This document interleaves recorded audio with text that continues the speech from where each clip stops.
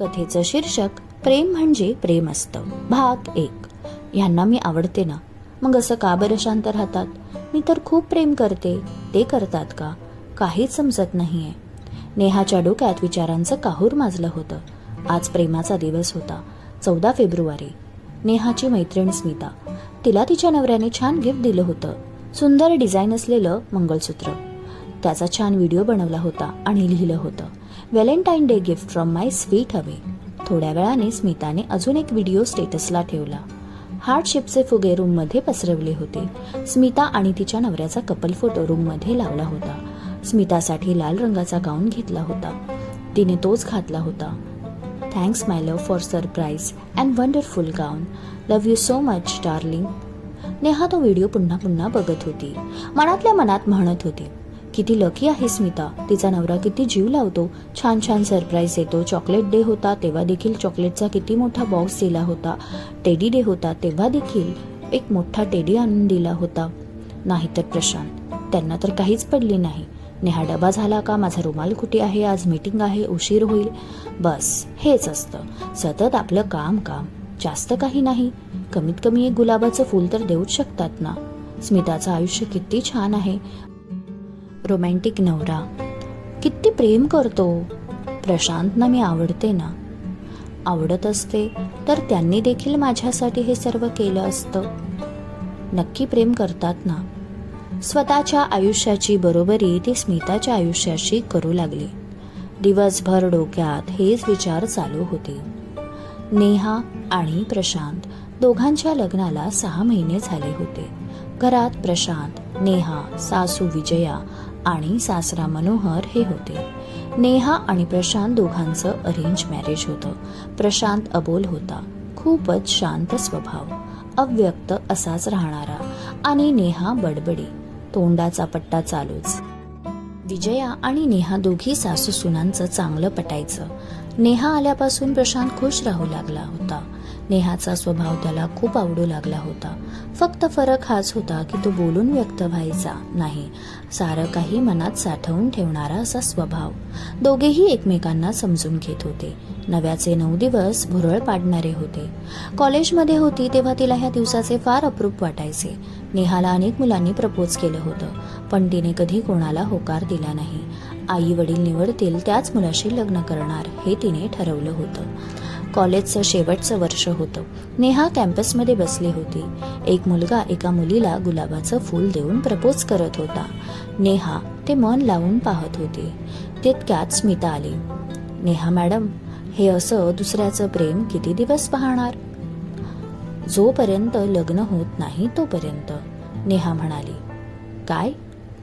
मी ठरवलं आहे, Valentine day तर माझ्या नवऱ्यासोबतच साजरा करणार. What? Are you serious Neha? होय, तू जे ऐकलं बरोबर ऐकलं. हा दिवस फक्त आणि फक्त माझ्या नवऱ्यासोबतच साजरा करणार आणि अशा मुलाशी लग्न करणार जे माझे आई बाबा पसंत करतील. नेहा, कोणत्या जमान्यात वावरत आहेस?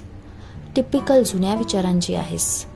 आत्ताच्या जमान्यात असा विचार करणारी तू एकटीच आहेस. स्मिता, मी अरेंज मॅरेजच करणार, नेहा म्हणाली. आणि समज तुझ्या नवऱ्याला ह्या सर्व गोष्टींमध्ये इंटरेस्ट नसला तर?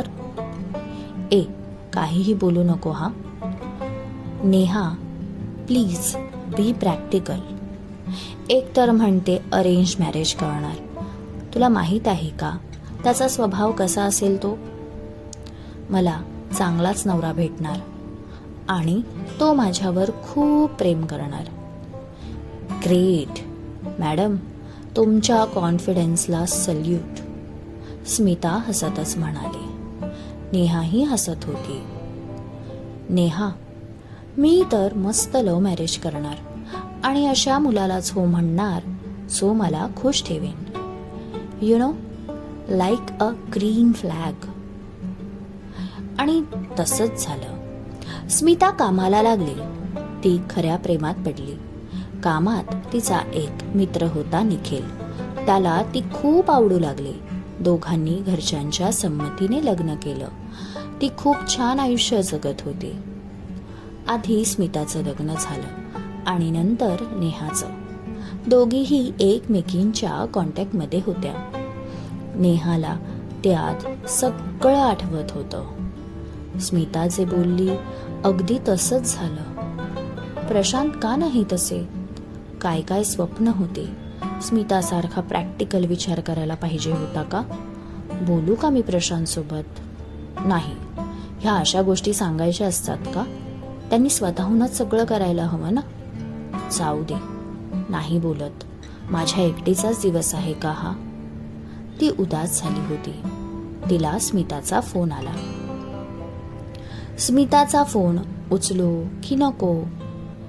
तितक्यात सासूबाई आल्या आणि त्या म्हणाल्या, अगं, फोन कधीपासून वाजतोय, उचल ना फोन.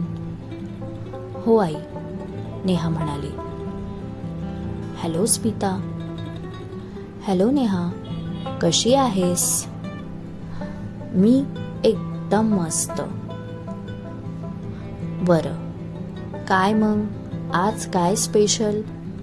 लग्नानंतरचा पहिला व्हॅलेंटाईन डे काय म्हणतोय? स्मिता म्हणाली. आता सासूबाई समोर काय बोलणार? थांब हा, आवाज येत नाही. मी करते तुला कॉल बॅक. ठीक आहे, स्मिता म्हणाली. नेहा बेडरूममध्ये गेली.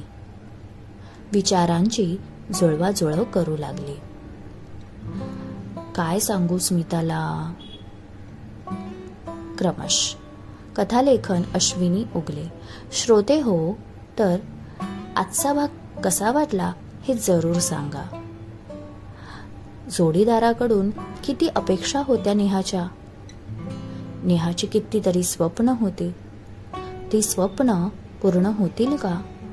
त्यासाठी पुढील भाग वाचायला विसरू नका. आणि तुम्ही चॅनलला सबस्क्राईब केलं नसेल तर जरूर करा, जेणेकरून पुढील भाग तुम्हाला दिसेल. तर लवकरच भेटू पुढच्या भागात. प्रेम म्हणजे प्रेम असतं. धन्यवाद.